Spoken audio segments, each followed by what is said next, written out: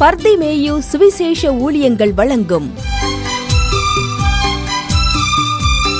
நற்செய்தி நேரம். தேவ செய்தி பாஸ்டர் ஆர். அகஸ்டின். இந்த நாளில் உங்களோடு ஒரு காரியத்தை நான் பேச வேண்டும். அவர் உங்களுக்கு என்ன சொல்லுகிறாரோ அதன்படி செய்யுங்கள். இது யார் சொன்ன வார்த்தை? இயேசுவின் தாயார் வேலைக்காரங்களுக்கு சொன்ன வார்த்தை. இன்னைக்கு நமக்கும் இயேசு சொல்லி சென்றிருக்கிறார். அவர் சொன்ன கட்டளை என்ன? நீங்கள் புறப்பட்டு போய். மத்தேயு எழுதின சுவிசேஷம் 28ஆம் அதிகாரம் 18ஆம் வசனத்தை மறுபடியும் திருப்பி. அப்பொழுது இயேசு சமீபத்தில் வந்து அவர்களை நோக்கி அவருடைய சீசர்களை பார்த்து சொன்னார், வானத்திலும் பூமியிலும் சகல அதிகாரங்களும் எனக்கு கொடுக்கப்பட்டிருக்கிறது. ஆகையால் நீங்கள் புறப்பட்டு போய் சகல ஜாதிகளையும் சீஷராக்கி பிதா குமாரன் பரிசுத்தாவியின் நாமத்தினாலே அவர்களுக்கு ஞான ஸ்நானம் கொடுத்து நான் உங்களுக்கு கட்டளையிட்ட யாவையும் அவர்கள் கைக்கொள்ளும்படி அவர்களுக்கு உபதேசம் பண்ணுங்கள். இதோ உலகத்தின் முடிவு பரியந்த சகல நாட்களிலும் நான் உங்களோடு இருக்கிறேன். சீடராகுவோம், விசுவாசத்தில் முன் நடப்போம். சீடராகுவோம், விசுவாசத்தில் முன் நடப்போம். இது எல்லோருமே அவர் பணிக்கிறவே, இது எல்லோருமே அவர் பணிக்கிறவே. ஒன்றாய் என்னாலும் உழைத்திடுவோம். நாம் இயேசு ராஜாவே, இதோ வேகம் வாராரே, அதிவேகமாய் செயல்படுவோம். நாம் இயேசு ராஜாவே, இதோ வேகம் வாராரே, அதிவேகமாய் செயல்படுவோம்.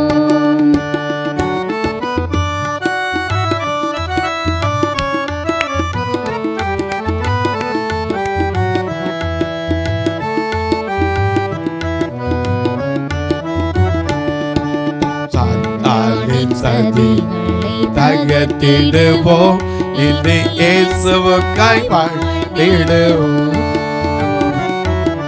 சாத்தானின் சதிகளை தகர்த்திடுவோம், இனி இயேசுவுக்காய் வாழ்ந்திடுவோம்.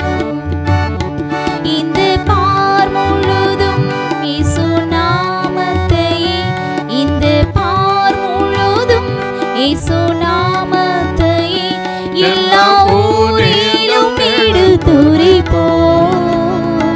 நாம் இயேசு ராஜாவே, இதோ வேகம் வாராரே, அதிவேகமாய் செயல்படுவோம். நாம் இயேசு ராஜாவே, இதோ வேகம் வாராரே, அதிவேகமாய் செயல்படுவோம்.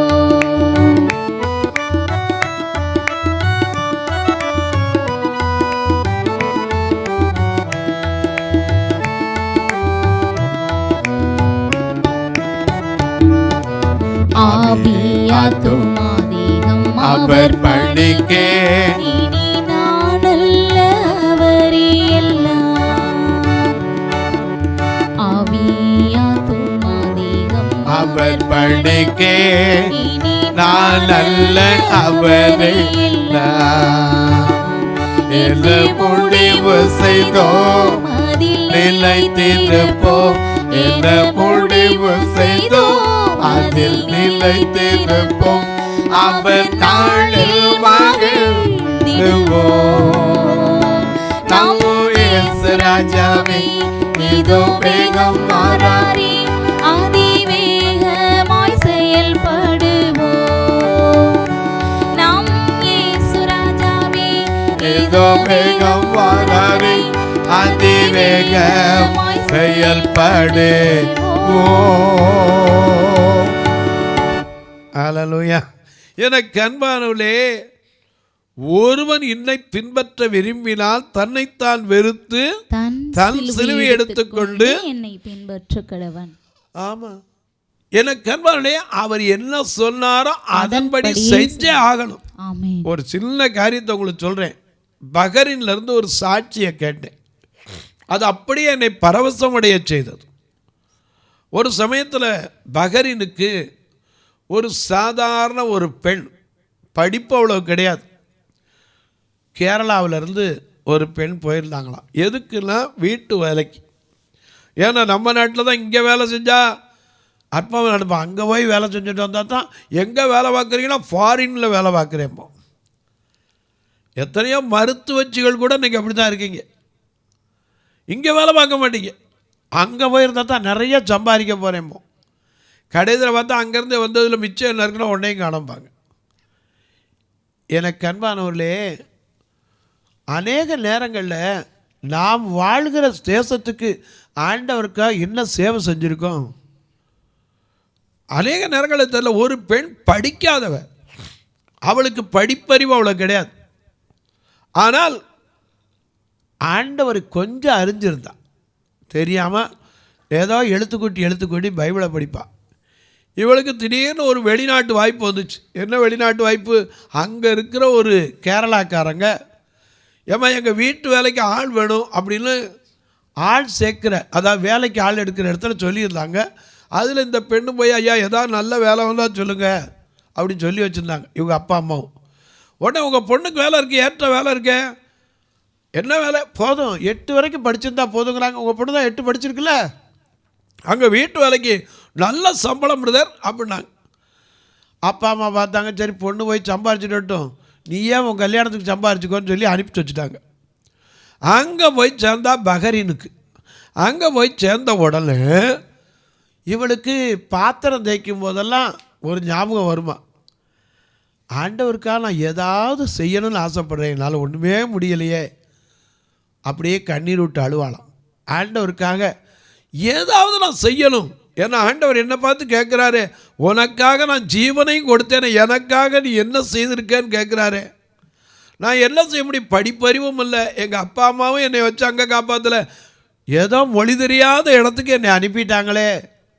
நான் இங்கே வந்து தினம் தட்டு கழுவ, பாத்திரம் கழுவ, வீட்டை பெருக்க, இதுதான் என்னால் முடியுது. நான் என்ன ஆண்டவரை செய்யணும்?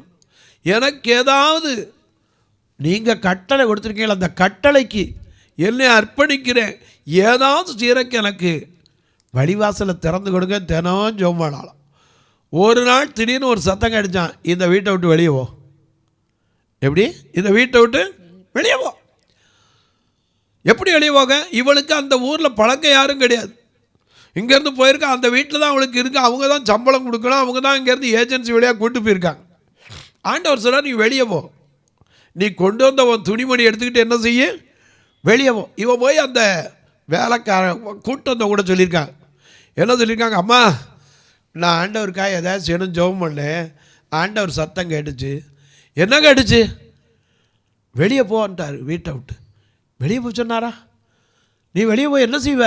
உங்களுக்கு நான் தான் பொறுப்பு, நாங்கள் தான் பொறுப்பெடுத்து கூப்பிட்டு வந்திருக்கோம், அதெல்லாம் நீ போக முடியாது. அம்மா ஆண்டவர் சொல்கிறதுக்கு மட்டும் நான் கீழ்ப்படுத்திடுறேன், அவர் என்ன சொன்னாலும் அதுக்கப்புறம் கண்டிப்பாக இங்கேயே வந்துடுறேன், எனக்கு ஒரு நாள் அல்லது 2 நாள் பெர்மிஷன் கொடுங்க. அவர் சத்தத்தை கீழ்ப்படிஞ்சு போயிட்டார். எப்படிம்மா போவ? அவருக்கு எனக்கு எல்லாத்தையும் செய்வாரம்மா, நீங்கள் கூட எங்களை பின்னாடியே கூட பார்த்துக்கிட்டே இருக்க, என்ன நடக்குதுன்னு எனக்கு நீங்களே பார்த்துக்கோங்க, இல்லை உங்கள் வேலைக்காரர் யாரையும் அனுப்பி பாருங்க அப்படின்னா. சரிப்போ, ஒரு நாள் தானே போய் பார்த்துட்டு வாங்க, கூட ஆள் அனுப்பி பார்த்துக்கிட்டு இருந்தாங்க. இவன் வெளியே வந்து பெட்டியோடு நின்றுக்கிட்டு இருந்தா. ஆண்டவர் சத்தம் கேட்டுச்சு, இப்போது நீ ரைட் சைடில் நடந்து போ. நடந்து போய் என்ன செய்ய? முதல்ல நடந்தாச்சு. ஏன்னா எரேமியாவுக்கு சொன்னார்ல, நீ ஒரு கச்சையை வாங்கு, அதை கொண்டு போய் என்ன செய்ய, ஐபிராத் நதியாண்ட ஒழிச்சு வை அப்படின்னு நான் திருப்பி போய் பார்த்துட்டு வாண்ட மாதிரி இப்போ அவருக்கு வழி நடத்துகிறார். என்ன வழி நடத்துகிறாரு? நீ ரைட்டில் நடந்து போ, லெஃப்டில் 4வது கட்டிங்கில் திரும்பி உள்ளே போனேன்னா ஒரு பங்களா இருக்கும், அங்கே போய் சொல்லு, ஐயா இந்த வீட்டு எஜமான் ரொம்ப சிக்னஸாக இருக்காராமே, அவருக்கு வியாதி பிடிச்சிருக்காமே, தெரியாத வியாதி இருக்காமே, அவருக்காக நான் ஜெபம் பண்ண வந்திருக்கேன், ஆண்டவரை சோமாக்குறதுக்கு என்னை அனுப்பியிருக்காருன்னு போய் சொல்லுன்னான். இவன் போனால் அங்கே வாட்ச்மேன் நின்னான், தமிழ் ஆள், நல்ல வேலை. என்ன அப்படின்னு கேட்டான். ஒன்றும் இல்லை, இங்கே உங்கள் சேக்கு இருக்காரே, சோமலாமல் இருக்காராமே, ஆண்டவர் என்னை அனுப்புனார், அவருக்கு எப்படியாவது சோகம் கிடைக்கணும் தான் ஆண்டவர் என்னை அனுப்பியிருக்காரு, நான் ஜெபம் பண்ண போகணும். அவன் கேட்டான், என்ன சொல்கிறீங்க நீங்கள்? இந்த வீட்டில் நான் வெளியே தான் இப்போ உள்ளே கூட விட மாட்டாங்க, எனக்கு என்ன நடக்குன்னு கூட தெரியாது, நீ திடீர்னு வந்து சொல்கிறேன் எங்கள் எஜமானுக்கு சோகம் இல்லையா? நான் போய் உள்ளே கேட்டு வரேன். அங்கேருந்து போய் அந்த அம்மாட்ட கேட்டாம்மா, நம்ம ஐயாவுக்கு சோகம் இல்லையா? யாரா சொன்னது? இல்லைம்மா, வெளியே ஒரு பெண்ணு வந்திருக்கா. என்ன சொன்னா? ஏசு அனுப்புனாராம், ஜெபம் பண்ண போகிறாளாம், சோகம் பண்ணா உங்கள் ஐயா சோகமாயிருவார், போய் கேட்டுட்டு வா அப்படின்னு சொல்கிறா. நாங்களே யாருக்கும் தெரியாமல் பின்னாடி கூடி வைத்தியர் வச்சு பார்த்துக்கிட்டு இருக்கோம். எப்படா உனக்கு தெரியும்? அந்த பெண் சொல்ல போய் தான் தெரியும். சரி பொறு அப்படின்ட்டு அவர்கிட்ட போய் கேட்டால் அவர் சொன்னார், சீக்கிரம் வர சொல்லினார். உள்ளே விட முடியாமல் இருந்தார். உள்ளே போனால் அந்த நிலையை பார்த்து இவங்க ஜெபம் பண்ணாங்களா, முழங்கால் போட்டு இந்த பெண்ணுக்கு. ஜெபம் பண்ண மாத்திரத்தில் அவர் எந்திரிச்சு உட்கார்ந்தார். அது வரைக்கும் அவருக்கு எலும்புக்குள்ளே இருந்து அத்தனை வியாதியும் போயிடுச்சு. எந்திரிச்சு உட்கார்ந்த உடனே அவர் கேட்டாராம், ஏம்மா நீ எங்கே இருக்க? அவர் சொன்னாலும் அட்ரஸ் இல்லை. எங்கே தங்கியிருக்க? வீடு. அது வீடு கிடையாது, ஒன்றுமே கிடையாது. அப்போ நீ எப்படி வந்த? நான் இந்தியாவிலேருந்து இங்கே ஒரு வேலைக்கு கூப்பிட்டு வந்தாங்க, ஆண்டவருக்காக எதையாவது செய்யணும் தினம் கேட்பேன். ஆண்டவர் என்ன சொன்னார், இப்படிப்பட்ட ஒருத்தருக்காக போய் ஜெபம் பண்ணுனாரு, நான் நம்பி வந்தேன், இப்போ நீங்கள் சோமாயிட்டீங்க. அவர் கேட்டார், என்னது உனக்கு வீடு இல்லையா? நான் தர்றேன் பெரிய வீடு, இதை மாதிரி இதை விட 2 பக்கம் கூடின வீடு இருக்குது, நீ அதுலேருந்து வேறு ஒன்றும் செய்ய வேண்டாம், மாதம் மாதம் உனக்கு சம்பளமும் தரேன், யார் யாரெல்லாம் வியாதியாக இருக்கான்னு கேள்விப்படுறியோ ஆண்டவர்கிட்ட கேட்டு போய் ஜெபம் பண்ணுமானால். இன்றைக்கி அப்படி உண்டாக்குன சபை பஹ்ரைனில் இருக்குது. அதில் அண்ணா அகஸ்டின் ஜோக்குமார் போய் பிரசங்கம் பண்ணிட்டு வந்து சாட்சியே சொன்னார். ஏன் சொல்கிறேன், அநேக நேரம் நமக்கு தெரியாது, நாம் ஆண்டவருடைய சத்தத்துக்கு மட்டும் கீழ்ப்படிஞ்சால் போதும், அவர் ஆசீர்வதிக்க வல்லமை உள்ளவர். அநேகரம் நம்ம கீழ்ப்படிறது தான் கஷ்டம். ராத்திரி முழுதும் போயிட்டு வந்த பேதுரு என்ன சொன்னா, லூக்கா 5ஆம் அதிகாரத்தில் பார்க்கிறோம், ராத்திரி முழுக்க போய் மீனை தேடிட்டு வந்தான். அவ்வளவு தேடி தேடி தேடி தேடி ஒன்றுமே கிடைக்கல. வெறும் படகை வச்சு கரையில் நிற்கிறான். அப்போ வந்து இயேசு சொல்கிறார், அதில் கொஞ்சம் ஏறி உட்காந்துக்கிட்டு தள்ளுப்பான்னார். இவனே ராத்திரி முழுக்க சோர்ந்து போயிருந்தவன், இருந்தாலும் சொல்கிற ஆள் கொஞ்சம் வித்தியாசமாக இருக்க, அங்கேயெல்லாம் போட்டுக்க, ஓகே தள்ளுவோம், தள்ளினார். அதில் ஏறி உட்காந்துட்டு அவர் என்ன பண்ணார், பிரசங்கம் பண்ணினார். பிரசங்கம் பண்ணி முடித்து கொஞ்சம் படக ஆழத்தில் தள்ளிட்டு போய் என்ன செய்ய, வலையை போடுனார். இவன் சொன்னா, ஐயரே வாசிங்க, ஐயரே, லூக்கா 5:5 வாசிங்க. அதற்கு சீமோன், ஐயரே, ராம் முழுவதும் நாங்கள் பிரயாசப்பட்டோம் ஒன்றும் அகப்படவில்லை, ஆகிலும் உம்முடைய வார்த்தையின்படியே. அதுதான், ஏன்னா அவருடைய வார்த்தை எப்படிப்பட்டது, அவர் வார்த்தையில் உண்மையுள்ளவன். நன்றியா துதிப்பாடு நம் இயேசுவை உள்ளத்தால் என்று பாடு, நன்றியா துதிப்பாடு நம் இயேசுவை உள்ளத்தால் என்று பாடு. நல்லவர் நல்லவர் போதுமானவர், வார்த்தையில் உண்மையுள்ளவர், நல்லவர் வல்லவர் போதுமானவர், வார்த்தையில் உண்மையுள்ளவர், நன்றியா துதிப்பாடு நம் இயேசுவை உள்ளத்தால் என்று பாடு.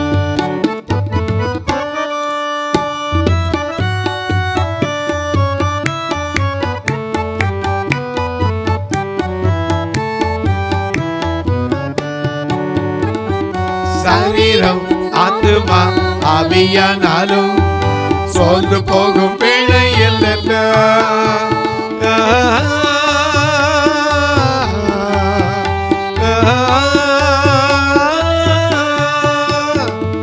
சரீரம் ஆத்துமா ஆவியானாலும் சோர்ந்து போகும் பிழையில் துதி சத்தத்தால் உள்ளம் நிறைந்தால் தூயதின் பலன் கிடைக்கும், துதி சத்தத்தால் உள்ளம் நிறைந்தால் தூயரின் பலன் கிடைக்கும்.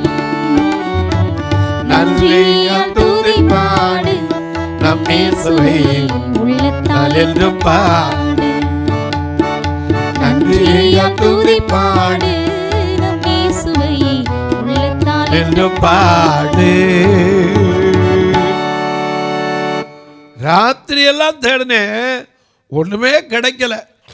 ஆயிரம் உம்முடைய வார்த்தையின்படி வலைய போடுறேன்னு போட்டான். அந்தபடியே அவர்கள் செய்து தங்கள் வலை கிழிந்து போகத்தக்கதாக. அற்புதம் நடக்கிற காரணம் என்ன? கீழ்ப்படிஞ்சான். ராத்திரி எல்லாம் வந்து முடிச்சுட்டு வேலை இல்லையா ஐயா, திரும்பவும் நான் போகணுமான்னு பேசலை. ராத்திரியெல்லாம் தேடின ஒன்றும் கிடைக்கல, உண்மைதான். ஆனால் உங்கள் வார்த்தையை நம்பி போகிறேன். நான் 1992 அவர் வார்த்தையை நம்பித்தான் வந்தேன். என்ன வார்த்தை சொன்னார்?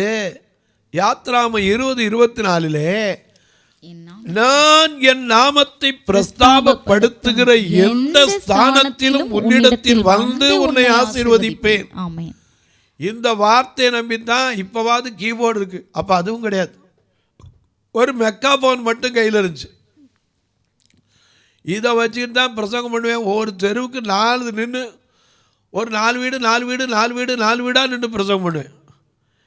பகல் 11 மணி வரைக்கும் வச்சா கூட மத்தியானம் சவுத்து காசு கிடச்சிருக்காது. இருந்தாலும் விடாப்பொடியா அழைக்கப்பட்டாச்சு, கலப்பையில் கை வச்சாச்சு, இனிமேல் போகக்கூடாது. கர்த்தர் ஆசீர்வதித்து அன்றைக்கு ஒரு சபையில் 2 சபையை வச்சுருக்கோம்.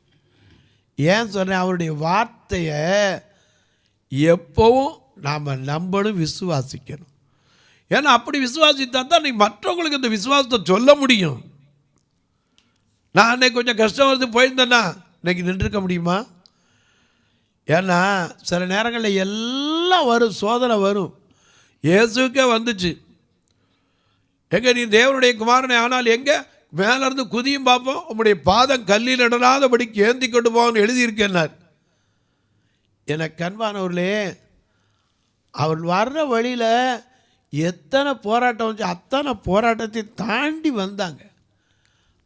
ஆனால் பரீட்சை பார்த்தாங்க. அநேக நேரம் வேசித்தனம் பண்ணி பாம்புகளால் அழிக்கப்பட்டாங்க. 1 கொரிந்தியர் 10 பார்த்தீங்கன்னா அவங்களுக்கு இருந்த ஆசீர்வாதத்தை எழுதியிருக்கார். நம்முடைய பிதாக்கள் எல்லாரும் மேகத்திற்கு கீழாய் நடந்தார்கள். எல்லாரும் மேகத்திற்கு கீழாய் நடந்தார்கள். சமுத்திரத்தின் வழியாய் மோசைக்குள்ளாக ஞானஸ்நானம் பண்ணப்பட்டார்கள். எல்லாரும் ஒரே ஞான போஜனத்தை புசித்தார்கள். எல்லாரும் ஒரே ஞான பானத்தை குடித்தார்கள். எப்படியெனில் அவர்களோட கூட சென்று கண்மலையின் தண்ணீரை குடித்தார்கள். அந்த கண்மலை கிறிஸ்துவே. ஏன்னா நாம பாடுறோம்ல, எல்லாம் வரோம். அந்த கண்மலையானவரே என்னை காக்கும் தெய்வம் நீரே, இந்த கண்மலையானவரே என்னை காக்கும் தெய்வம் நீரே, வல்லமை மாட்சிமை நிறைந்தவரே மகிமைக்கு பாத்திரரே, வல்லமை மாட்சிமை நிறைந்தவரே மகிமைக்கு பாத்திரரே, ஆராதனை உமக்கே, ஆராதனை உமக்கே, ஆராதனை உமக்கே, ஆராதனை உமக்கே, ஆராதனை உமக்கே, ஆராதனை உமக்கே, ஆராதனை உமக்கே, ஆராதனை உமக்கே.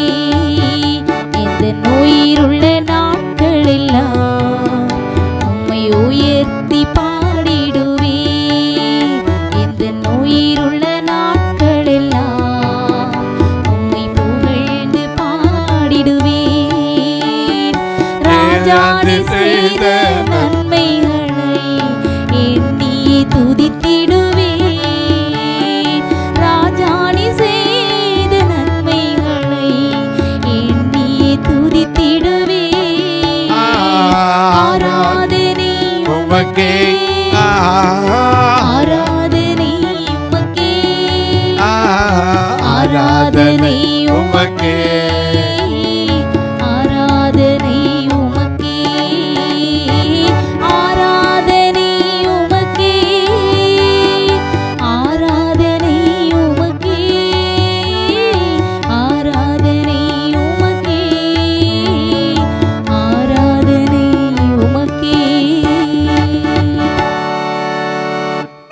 கண்பானவர்களே, கீழ்ப்படிஞ்ச ஆசீர்வாதம் உண்டுங்க, அற்புதம் நடக்குங்க. யோனா கீழ்ப்படியாதனால தான் மீன் வயிற்றுல போய் புலம்ப வேண்டி வந்துச்சு. இல்லாட்டி புலம்ப வேண்டி வந்துருக்குமா? கீழ்ப்படிஞ்ச அவ்வளோதான். கேட்டிங்கன்னா சொல்லுவாங்க, ஊழியக்காரன் மிஷினரி வாழ்க்கையில் கேட்டிங்கன்னா சொல்லுவாங்க, அகஸ்டின் ஜோக்குமாரன்னு சாட்சி சொன்னார். முதல்ல போனோன்னா அவருக்கு வீடே கிடைக்கலையாம். பங்களா பூதம் தங்கி இருக்கிற இடத்துல தான் போய் இருந்தாராம். அப்படி இருக்கும்போது தான் ஒரு சமயத்தில் அவர் கூட ஒரு சகோதரரை கூப்பிட்டு பிரசங்கம் பண்ண போகும்போது 37 புதிய ஏற்பாட்டை தூக்கிட்டு போனாராம். அப்படி போகும்போது 2 பேர் பீகாரி கம்பை வச்சு, ஏன்னா பீகாரில் பார்த்தீங்கன்னா கம்பி, லோட்டா, லாத்தி எல்லாம் வச்சுருப்பாங்க. அதை போகும்போது 2 பேர் குறுக்கா கம்பு வச்சு மறைச்சோடனே இவங்க தாண்டி போன கோவம் வச்சு அவரை இழுத்துட்டு போய், எப்போ இங்கே பிரசங்கம் பண்ண முதல்லன்னு 45 பேர்கிட்ட விட்டாராம். அங்கே போய் பிரசங்கம் பண்ணவோட தான் அவருக்கு வழி தரைஞ்சான். அதுவரை குடியிருக்க வீடு இல்லை. ஒருத்தர் எதிர்த்து வந்தானா, ஐயா எங்கே தங்கியிருக்கிய அப்படின்னாராம். எதுக்குன்னா 37 பேருக்கு வேதாகமத்தை கொடுத்தாரு. நாம் 8 பேருக்கு கொடுக்க முடியல, நாங்கள் வந்து வாங்கிக்கிறோம், உங்கள் வீடு எங்கன்னா பூத் பங்களாவில் இருக்கோம்னாராம். அந்த வீட்டில் போயிருக்கீங்க, நான் தார நடுவு பஜாரில் உங்களுக்கு நல்ல வீடு இருக்குன்னார். இப்படித்தான் வழி தரைஞ்சினார்.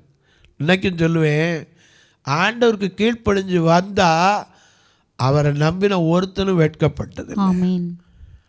ஏன்னா நான் அனுபவப்பட்டு சொன்னேன். 92 வரும்போது வெறும் 300 ரூபாயோட தான் இந்த ஊழியத்துக்கு வந்தேன்.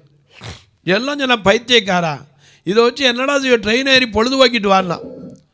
ஆனால் இன்னைக்கு 2 சபையை உருவாக்க எப்படி முடிந்தது? கீழ்ப்படிதல் தான். என் வார்த்தையை சொல்லுனாரு. இன்னைக்கு வரைக்கும் நான் யார் வீட்டு கதவை தட்டி காணிக்க கேட்கல. என்னால் முடிஞ்ச அவருடைய வார்த்தையை சொல்லி அவங்க கூப்பிட்டா தான் உள்ளே போவேன். தொலைக்காட்சியில் பார்க்கிற என் அன்பு மக்களே, இந்த நிகழ்ச்சியை நாள்தோறும் பார்க்குறீங்க, கேட்குறீங்க, பரவசம் அடைகிறீங்க, ரொம்ப நல்லது. ஒரு வார்த்தை இதுக்காக ஜெபம் பண்ணுங்க. ஏன் தெரியுமா? இது முற்றிலும் பார்வையற்ற மக்கள் திருச்சபை. திருநெல்வேலியில் ஒன்று இருக்குது, மதுரையில் ஒன்று இருக்குது. இந்த கிறிஸ்மஸ் நாளில் 2 சபைக்கும் ஏதாவது உதவி செய்யணும், நல்ல சாப்பாடு கொடுக்கணும். அன்னைக்கு கர்த்தர் ஏவினால் நீங்களும் தொடர்பு கொள்ளலாம். ஆனால் கட்டாயமல்ல, விசனமாயல்ல. எப்படி பிரதர்? 2 நம்பர் உங்களுக்கு வந்துக்கிட்டே இருக்கும், ஜிபே, ஃபோன்பேலாம். ஒருவேளை ஐயா நாங்கள் நிறைய கொடுக்கணுன்னா கூட கணக்கு வைக்கணுமேம்பிங்க. ஒரு நம்பர் சொல்கிறேன், மனசில் வச்சுக்கோங்க, இல்லாட்டி எழுதி வச்சுக்கோங்க, இல்லாட்டி அடித்து பாருங்கள். 84385250 84 388 52 500. இதில் அடித்து பார்த்தீங்கன்னா பர்த்திமேயு பார்வையற்றோர் சேரிட்டபிள் ட்ரஸ்ட்டுன்னு இருக்கும். இது சமூக சேவைக்கு, ஏன்னா இந்த மாதிரி பார்வையற்றவங்களுக்கு செய்கிறதுக்கு. நீங்கள் அதில் தொடர்பு கொண்டு தாராளமாக உங்கள் கணக்குக்கு வேண்டியதை பெற்றுக்கொள்ள வழி உண்டு. அது மட்டும் இல்லை, ஐயா ஆண்டவருக்கு வைக்கிறதுக்கு நான் கணக்கு வேண்டியது இல்லையா, ஜிபே போதும் யாருனீங்கன்னா நீங்கள் இதிலே தொடர்பு கொள்ளலாம். உங்கள் ஜெபக்காரியம் தான் காலை 10லேருந்து 5க்குள்ளே எப்போவும் சொல்லலாம். ஐயா ஒரு வேளை எமர்ஜென்சினா நாங்கள் என்ன செய்ய, ஒரு டெலிவரிக்கோ அல்ல மருத்துவமனையில் கொண்டு போய் அட்மிட் பண்ணிக்கோ, இப்படிப்பட்டதுக்கெல்லாம் தடையே கிடையாது. தாராளமாக கான்டாக்ட் பண்ணுங்கள். இப்போ உங்களுக்காக ஜெபிக்கட்டுமா? நல்ல பிதாவே, நன்றியோடு துதிக்கிறோம் சுவாமி. கீழ்ப்படிதல் மிக எத்தனை ஆசீர்வாதம். அவர் என்ன சொல்லுகிறாரோ, ராகாப் அன்றைக்கு கீழ்ப்படிந்து, ஐயா கீழ்ப்படியாதவர்களோடு அழியாதபடிக்கு, சேதமாகாதபடிக்கு தன்னை மட்டுமல்ல தன் தகப்பன் வீட்டை, தன் தாயின் வீட்டை, தன் சகோதர சகோதரியை காத்து கொண்டாள் என்று பார்க்கிறோமே. இன்னைக்கு நமக்கு எத்தனை சகோதரி சகோதரிகள் எங்கெங்கு அறியாமல் எந்தெந்த இடத்துலையோ கிடக்கிறாங்க. அறிய விரும்பினா கூட அவங்களால அறிய முடியாத நிலையில் இருக்கிறாங்க. அப்படிப்பட்ட மக்களுக்கு சுவிசேஷம் சென்றடைவதற்கு நீங்களும் நானும் என்ன செய்திருக்கிறோம்? அப்படிப்பட்ட ஒரு கூட்டத்தை தான் கர்த்தர் இன்றைக்கு தேடிக்கொண்டிருக்கிறார். ஆண்டவரே சொல்லும், அடியேன் கேட்கிறேன், என்னை அனுப்பும், நான் போகிறேன் என்று சொல்லுகிற ஒரு கூட்டத்தை தான் எதிர்பார்க்கிறார். அன்பின் தெய்வமே, இந்த தொலைக்காட்சி முன்னாடி கண்ணீரோடு, கவலையோடு, வேதனையோடு, வியாதியோடு, மனதில் பலவிதமான வருத்தங்களோடு, கடன் பாரத்தோடு பிள்ளைகளை வைத்துக்கொண்டு, ஐயோ என் மகளுக்கு ஒரு திருமண வாழ்க்கை அமையுமா, என் பிள்ளைகளை காண்பேனா என்று கதறிக்கொண்டிருக்கிற ஒவ்வொருவருக்காய் ஜெபிக்கிறேன். ஐயா, எத்தனையோ குடும்ப வாழ்க்கையில் ஈடுபட்டு இன்றைக்கு ஒருவருக்கொருவர் சத்துரு பிரிவினையின் ஆவியை உண்டாக்கி கணவனை பிரிந்திருக்கிற என் அன்பு சகோதரிகளுக்காய் ஜெபிக்கிறேன். மனைவியை பிரிந்திருக்கிற அன்பு சகோதரர்களுக்காய் ஜெபிக்கிறேன். பிறந்த நாள் திருமண நாளை நினைவு கூறுகிற மக்களுக்காய் ஜெபிக்கிறேன். தங்களுக்கு அன்பான இழந்து தவிக்கிற ஆறுதலற்ற மக்களுக்காய் ஜெபிக்கிறேன். நோயின் படுக்கையில் இருப்பவருக்காய் ஜெபிக்கிறேன். ஒவ்வொருவருடைய மன விருப்பங்களையும் நிறைவேற்றும். அவர் உன் மன விருப்பத்தின்படி தந்தருளி உன் ஆலோசனைகளை நிறைவேற்றுவார் என்ற சங்கீதம் 20:4 ஒவ்வொருடைய விருப்பங்களை நிறைவேற்றும். வானத்திற்கும் பூமிக்கும் சகல அதிகாரம் கொண்ட இயேசு கிறிஸ்துவின் ஈடு இணையற்ற வல்லமையுள்ள நாமத்தில் ஜெபிக்கிறேன் நல்ல பிதாவே, ஆமென். சபை ஆராதனை ஞாயிறு காலை 10 மணி முதல் 12 மணி வரை. இடம் பர்திமேயு சுவிசேஷ ஆலயம், அன்னை சத்யா நகர், இளமனூர் அஞ்சல், சக்கிமங்கலம் வழி, மதுரை மாவட்டம். பின்கோட் 625201 மற்றும் பர்திமேயு சுவிசேஷ ஜெப வீடு, flat number 107, Eden garden, Muthur, Tirunelveli. Pin code 627011. சிறப்பு உபவாச கூட்டம் ஒவ்வொரு மாதமும் 2வது சனிக்கிழமை காலை 10 மணி முதல் 1 மணி வரை நாகர்கோவில் YMCA ஹாலில் வைத்து நடைபெறுகிறது. மற்றும் ஒவ்வொரு மாதமும் 4வது சனிக்கிழமை காலை 10 மணி முதல் 1 மணி வரை திருநெல்வேலி புதிய பேருந்து நிலையம் அருகில் உள்ள கிரேஸ் ஹாலில் வைத்து நடைபெறுகிறது. எங்கள் எல்லா ஆராதனைகளிலும் கலந்து கொண்டு தேவனை மகிமைப்படுத்த அன்பாய் அழைக்கிறோம். உங்கள் உதாரத்துவமான காணிக்கைகளினால் இவ்வூழியத்தை தாங்க விரும்பினால் R Augustine, account number 5021364331, IFSC code IDIB 000B066, Indian bank, BP Kulam, Madurai. GPay number 9842181917, BGM ministries மற்றும் 9442559772, பிளைண்ட் மினிஸ்ட்ரீஸ் அகஸ்டின். உங்கள் தொடர்புக்கு பாஸ்டர் ஆர் அகஸ்டின், பர்திமேயு சுவிசேஷ ஊழியங்கள், நாகமலை, புதுக்கோட்டை, மதுரை 625019. தொலைபேசி எண்கள் 9842181917 மற்றும் 9442559772. கர்த்தர் தாமே உங்களை ஆசீர்வதிப்பாராக.